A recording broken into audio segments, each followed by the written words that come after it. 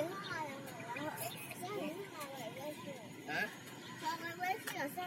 当然啦，如果是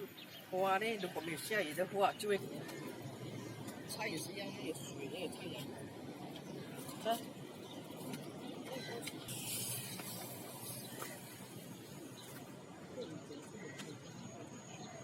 พ่อแม่มากินข้าว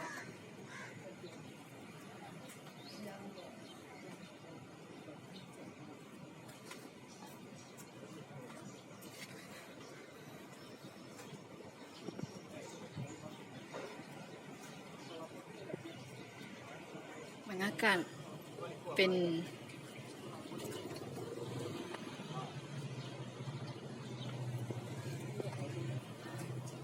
เขามาบูรณะใหม่เป็นเทพท่าอาหารคนเป็นงานคนมีงานสมัยตะก่อน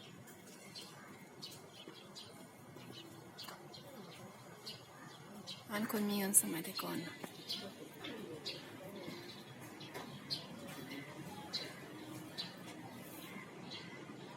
สมัยนั้นรถใช้รถแบบนี้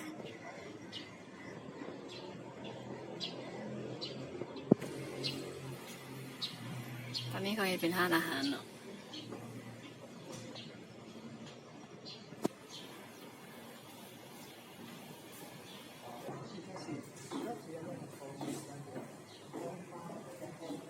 จะปางสมัยตะก่อน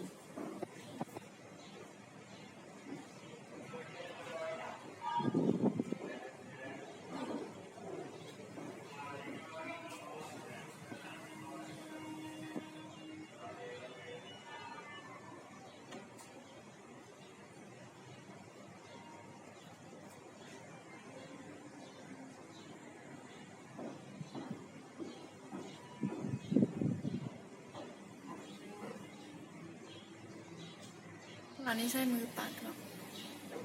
ไปต่อกันเล่นมันสมัยนั้นก็จะเป็นแบบเซียนอ่ะมันมีประตูทั้งสองข้างมีทางในอันนี้เขาจะเห็ดแบบสี่บ่อยหินทางในงานน่ะ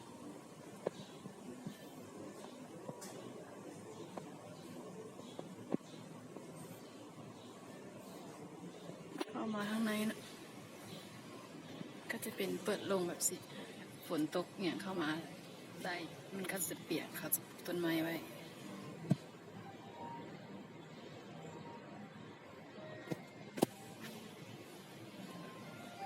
สั้นสอง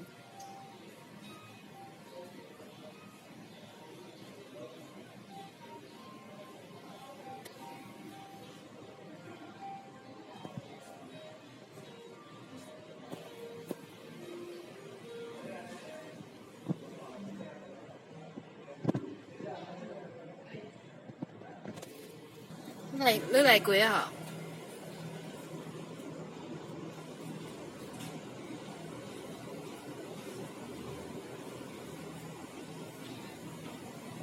เงินคนมีเงินสมัยแต่ก่อนเนาะ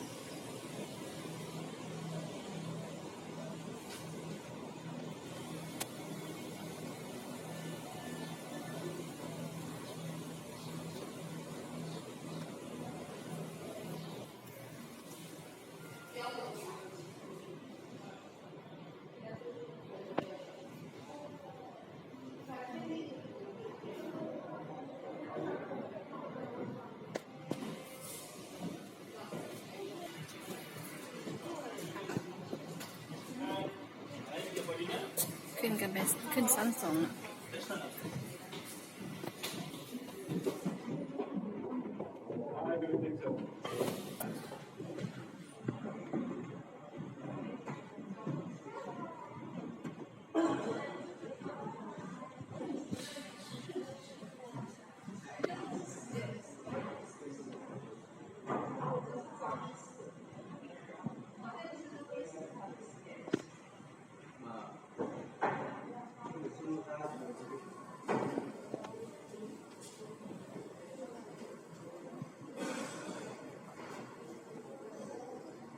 ขึ้นมาแล้วชั้นสอง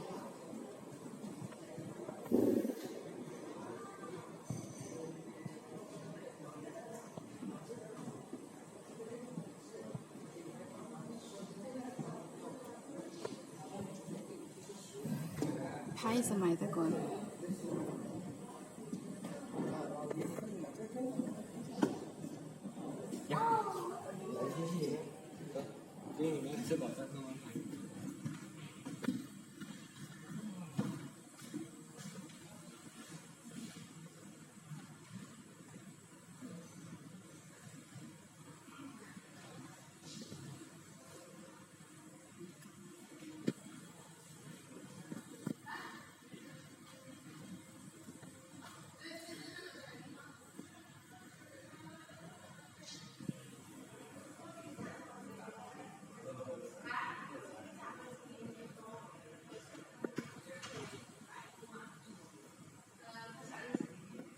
เตียงนอน